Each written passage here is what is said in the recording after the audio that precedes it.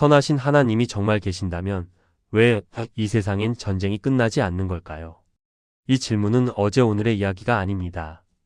수천 년 전 철학자들부터 전쟁터에서 가족을 잃은 평범한 사람들까지 모두가 하늘을 향해 이 질문을 던져왔습니다. 오늘 이 오래되고도 가장 고통스러운 질문에 진지하게 마주해 보겠습니다.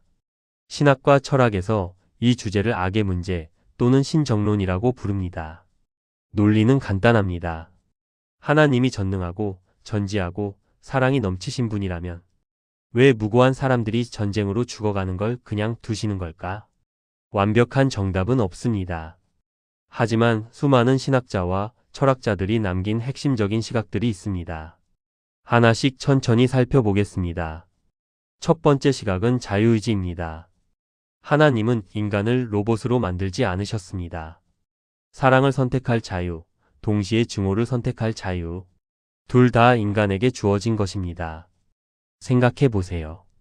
만약 하나님이 누군가가 총을 들 때마다 그 손을 막으신다면, 누군가가 욕심을 품을 때마다 그 마음을 지우신다면, 그 세상은 조용하겠지만 거기엔 진짜 사랑도, 진짜 선함도, 진짜 인간도 없습니다.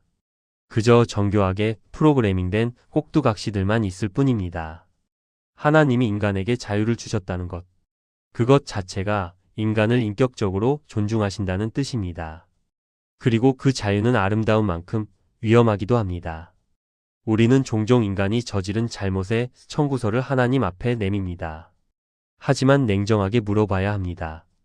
전쟁을 결정한 건 누구입니까? 버튼을 누른 건 누구의 손입니까? 전쟁은 하나님이 설계하신 세상의 모습이 아닙니다.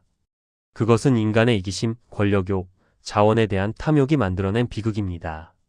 성경은 이것을 죄라고 부릅니다. 인간이 하나님으로부터 등을 돌리고 스스로의 신이 되려 했을 때 그 관계의 균열에서 흘러나온 것들이 전쟁이고 폭력이고 죽음입니다.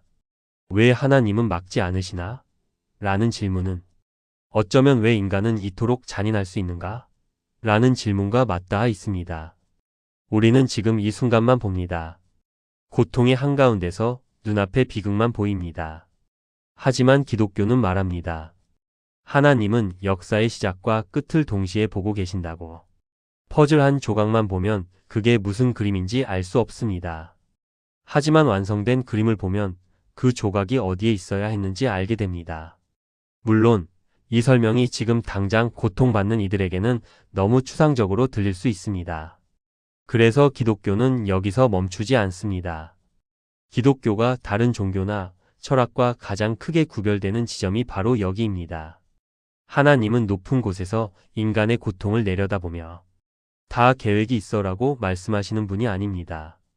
그분은 직접 이 땅에 내려오셨습니다. 배고픔을 느끼셨고 배신을 당하셨고 억울하게 재판을 받으셨고 극한의 고통 속에 십자가에 달리셨습니다. 요한복음에는 이런 구절이 있습니다. 예수께서 눈물을 흘리시더라. 요한복음 11장 35절. 사랑하는 이의 죽음 앞에서 하나님은 함께 우셨습니다. 전쟁의 폐허 속에서 아이를 잃은 어머니 곁에서 기독교의 하나님은 왜 구경만 하느냐고 비난받는 분이 아니라 그 자리에서 함께 울고 계신 분입니다. 그렇다면 하나님은 고통받는 이들을 어떻게 위로하실까요? 첫째, 함께 울어주심입니다. 하나님은 인간이 겪는 배신, 상실, 죽음의 공포를 몸소 경험하셨습니다. 그래서 나도 그 마음 안다고 말씀하실 수 있는 유일한 분입니다. 둘째, 성령을 통한 동행입니다. 예수님은 떠나시며 보혜사, 즉 곁으로 불려온 자를 보내주겠다고 약속하셨습니다. 우리가 말로 표현조차 할 수 없는 깊은 탄식 가운데 성령은 우리가 혼자가 아니라는 확신을 조용히 심어주십니다. 셋째, 사람을 통한 위로입니다. 하나님은 초자연적 기적뿐 아니라 사람의 손을 통해 일하십니다. 전쟁터에서 부상자를 돌보는 손길, 폐허 속에서 음식을 나누는 행동, 슬퍼하는 이의 손을 묵묵히 잡아주는 것. 이것이 하나님의 위로가 이 땅에 나타나는 방식입니다. 넷째, 그리고 최후의 약속입니다. 요한계시록은 이렇게 말합니다. 모든 눈물을 그 눈에서 닦아주시니 다시는 사망이 없고 애통하는 것이나 곡하는 것이나 아픈 것이 다시 있지 아니하리라. 요한계시록 21장 4절. 지금의 고통이 끝이 아닙니다. 하나님은 모든 억울함을 반드시 풀어주실 것이며 깨어진 세상을 완전하게 회복하실 것입니다. 이 소망이 도저히 버틸 수 없을 것 같은 날들을 견디게 하는 힘입니다.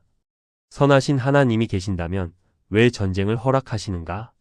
이 질문에 깔끔한 한 줄 정답은 없습니다.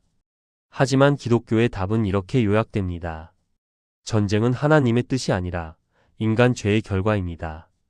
하나님은 그 비극을 구경하시는 분이 아니라 그 한가운데 함께 계신 분입니다. 그리고 반드시 이 모든 것을 회복하실 분입니다. 이사야 선지자는 수천 년 전에 이렇게 노래했습니다. 무리가 그들의 칼을 쳐서 보습을 만들고 창을 쳐서 낫을 만들 것이며 다시는 전쟁을 연습하지 아니하리라. 이사야 2장 4절. 오늘 이 영상이 당신의 질문에 아주 작은 실마리라도 되었으면 좋겠습니다. 구독과 좋아요, 그리고 댓글로 여러분의 생각도 나눠주세요.